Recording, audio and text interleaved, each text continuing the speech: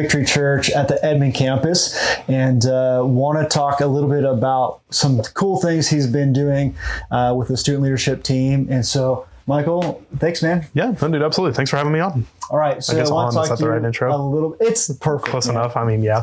Okay, so I want to talk about you and some of the student leadership things that you guys have been doing. So, talk about what you've been doing with the summer program. What does that look like? What are you guys doing? Yeah, dude. So last summer, we kind of hit a point where we really felt like I don't want to say a burden, but kind of felt a push to revamp like what does student leadership look like for us. And it was actually in one of the circle roundtable discussions that this actually kind of popped back up, and it got challenged and kind of provoked of, hey, what are we doing right now and how can we do it better? And so one of the big things that hit that we realized we had very little like student buy-in. And so it was hard to get them excited about setting things up whenever it was like, hey, why are we setting these things up? Like, it's another event, it's another cool, fun night, but we don't really have buy-in to this. And so whenever that challenge kind of provoked our thought a little bit, and we came up with this whole entire, and I don't want to say came up because there's nothing new under the sun.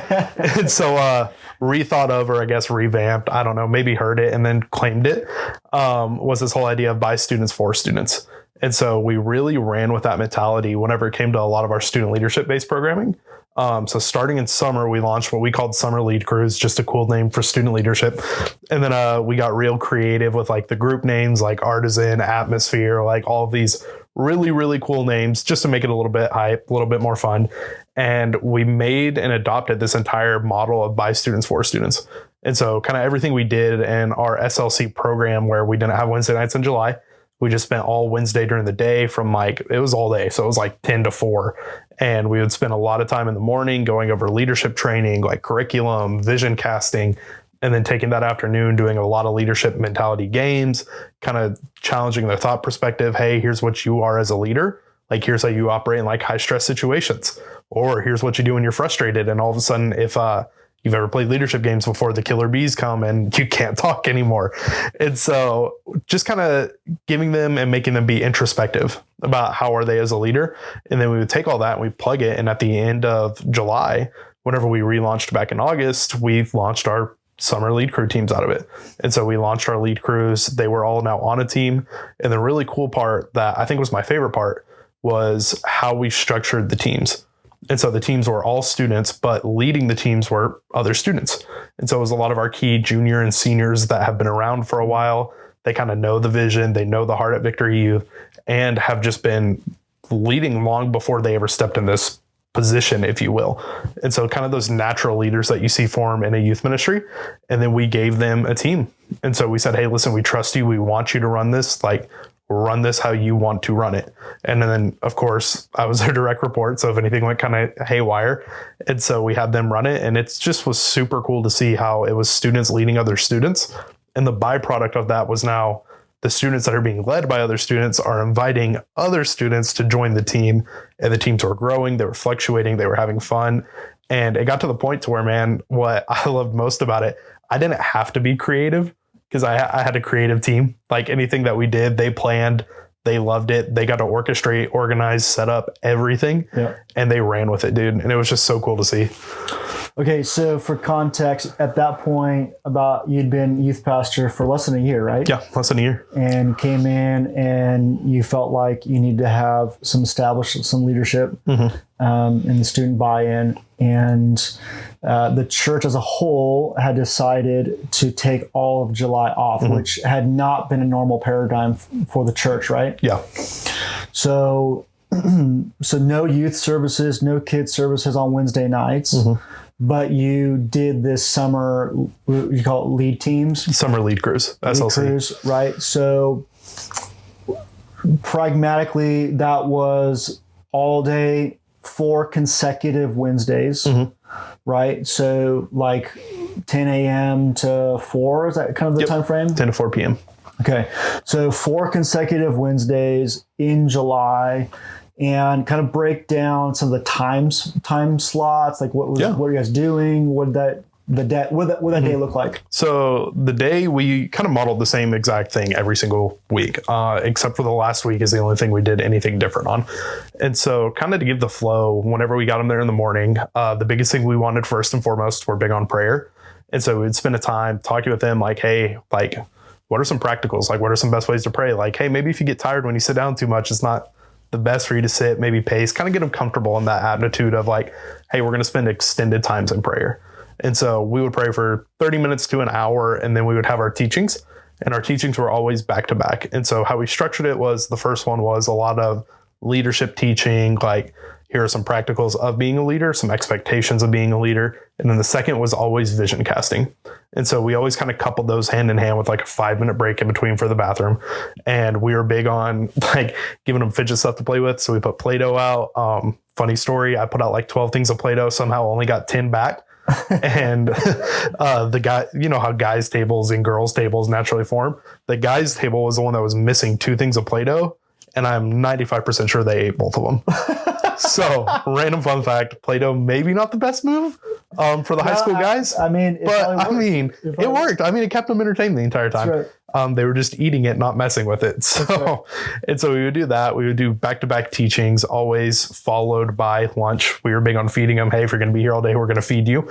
And so that was the natural knack, like the attractor of like, oh, free Chick-fil-A. I just have to sit through 2.5 hours of teaching to get to it, but free Chick-fil-A. That's right. And so we would do that. And then the afternoon was all game based. It was all leadership games, like developing them as leaders, giving them chances to lead. And then we would always pray and recap each day.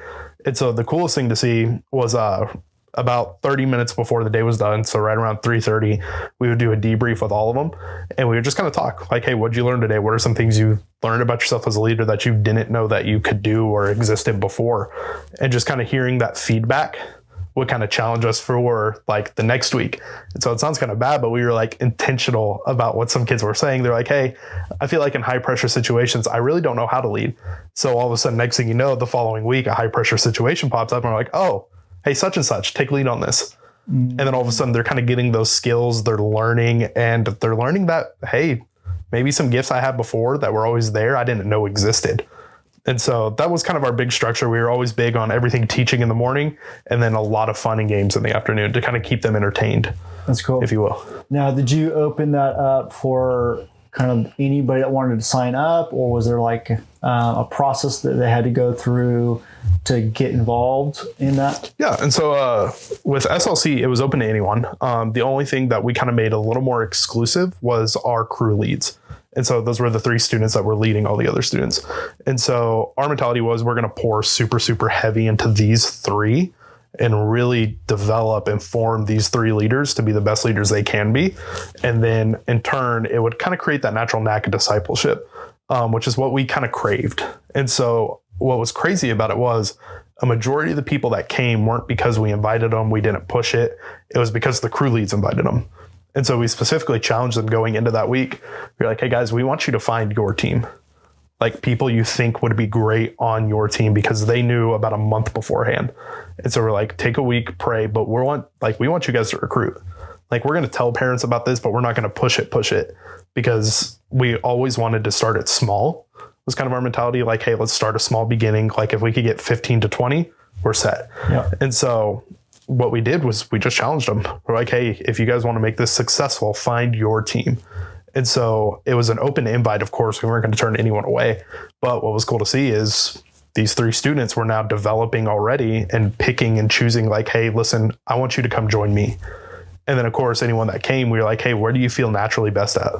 Like out of these 3 teams, like where do you think, like what interests you? And so a lot of it was we adopted that by students for students, like right off the bat. We're like, hey, if you want this to be successful, we want you to create the team that you want to lead. And so that was the biggest and coolest thing I think in the recruitment process of like getting people there, was seeing them developing their team already, like before it even started. It's cool. All right. So for the youth pastor watching, never done anything like this before, where do they start? Oh man. The biggest thing, I'd say find your 3, like find your little group. Because that's where essentially we started all of this. Was we had a group of 3 high schoolers that were just absolute rock stars. I mean, they were already doing their jobs before we even like thought of this. And so like when we came up, for example, we had an atmosphere team leader that was like, hey, who's the person that's going to set up, crush events, is really creative when it comes to the event? And we found one and he was already doing it. Like he was already here early every single Wednesday. He was setting up, he was getting chairs ready. He was like stacking everything. He was coming to us with ideas, and we were like, hey, we already kind of like found one. And so I'd say start small is the biggest thing. Like find that core group that is bought into your vision and wants to run with it. Because what was crazy to see, we gave them just the slightest bit of vision and they bought into it and they ran with it, like with everything inside of them, to the point I had a student who's creating graphics on graphics. He's coming up with merch designs. He's like, hey, listen, I want to do a photo shoot, video shoot, all of this stuff, just because I sat down with him and I explained to him, hey, here's the heart. Like, here's why we're doing what we're doing. And I want you to be a part of this.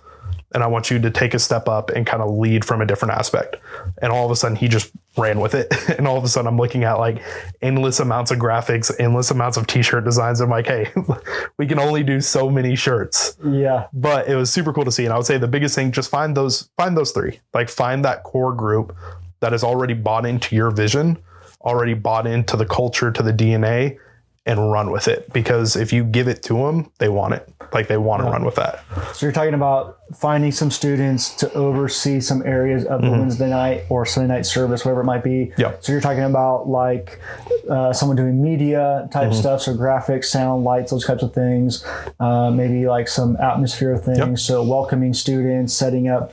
You guys have students that are in the parking lot with signs, things like that. It turns into like sword fights with the signs after about like 10 minutes. Or who can throw this the like furthest. Disc golf. Yeah. Okay, so some of that, and then so just finding some of those elements on a Wednesday night that you can delegate out to a student who then oversees a team, right? So that July 4 consecutive Wednesdays was a catalyst into what you do throughout the school year. So talk about that next step. So phase 1 was this July 4-week kind of intensive, right? But then open up this phase 2, which was this ongoing Wednesday night involvement. So talk about what that phase 2 looks like. And so kind of going into phase 2, the biggest thing we wanted retention. That was our huge thing, because we're like, everybody would show up for this July thing, but are they going to show up the day in and the day out, Wednesdays? Are they going to be here pretty much? Yeah. And so the last week was kind of the big transition where we're talking about going into essentially phase 2, where we laid out, hey, here are some expectations, things of that nature, and almost an agreement to where it's like, hey, if you're going to be a part of this, here is what we expect. Because I believe healthy expectations are set expectations. So as long as they know it, I feel like it kind of makes that a little bit of an easier transition. Yeah. And so whenever we hit phase 2, the biggest thing was we asked them to be here early.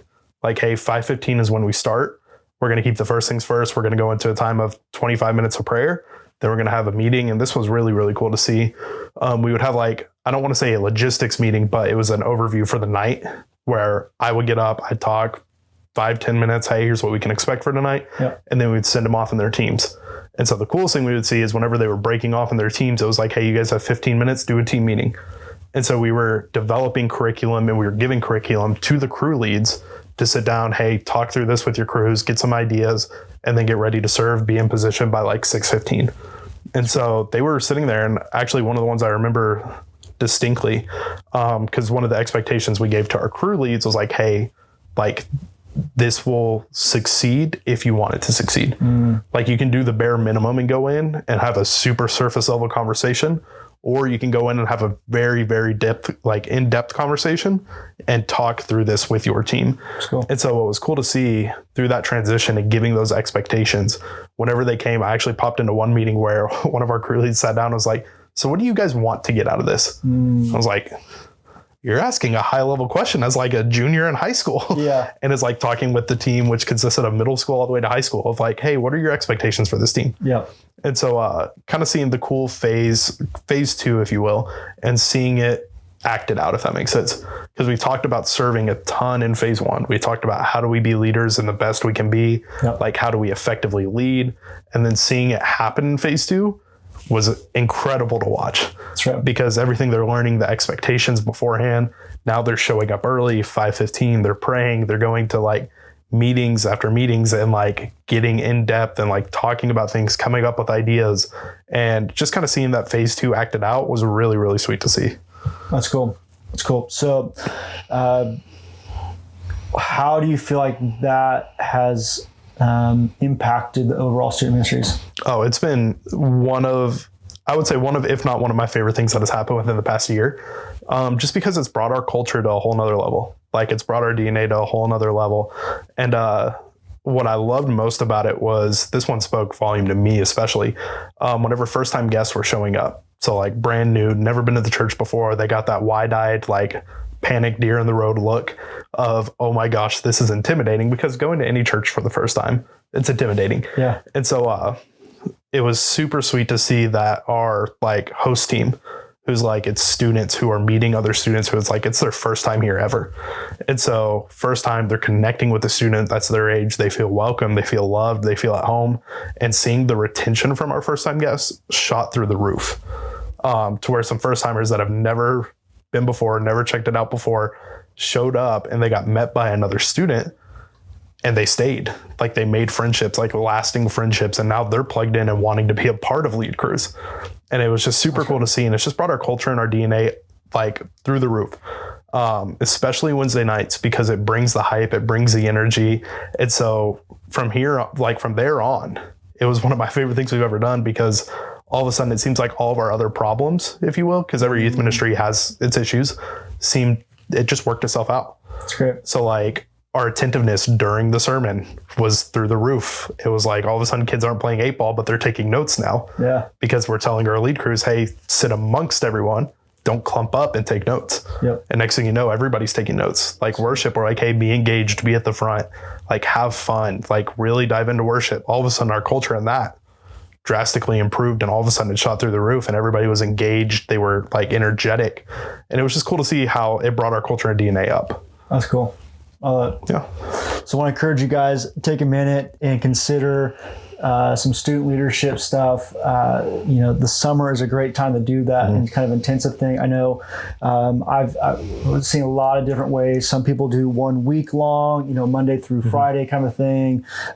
You've done 4 consecutive Wednesdays. Now, it may have just worked out, but was there a specific reason why you did the consecutive Wednesdays as opposed to like a week long, or was that kind of a choice, or what was that? Yeah, so it was just kind of, we decided to just span it out over a month, because it you also provided, didn't have services on Wednesdays, so that was like, so you had the freedom to do that. Yeah, we had the freedom, like the grace and the rhythm in that season was just like a very lax season.